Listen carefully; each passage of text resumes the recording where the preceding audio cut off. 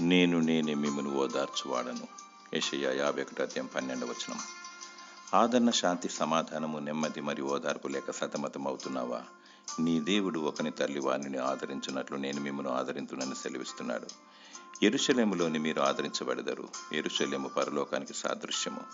ఈ లోకంలో ఆత్మ విషయమై, నీతి నిమిత్తమై మరియు ప్రభువైన యేసు నామమును బట్టి శ్రమపడినచో పరలోకములో నెమ్మది కలుగును. దుఃఖపడు వారు ధన్యులు, వారు ఓదార్చబడదురు. నిందలను భరిస్తూ, అవమానమును మరియు శ్రమలను సహిస్తూ అంతం వరకు తన సిలువనెత్తుకొని పయనించువాడే పరలోకానికి హక్కుదారుడు.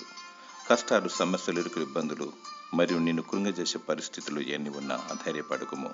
నీ దేవుడు మాట తప్పనివాడు. భక్తి విశ్వాసము కలిగి బుద్ధి గల కన్యకల వలె వధూ గుంపులో ఉండుటకు సిద్ధపడుము. కనురెప్పపాటును ఎత్తబడెదవు. దేవుడు నీకు ధైర్యమును నెమ్మదిని దయచేయునుగాక. ఆమేన్.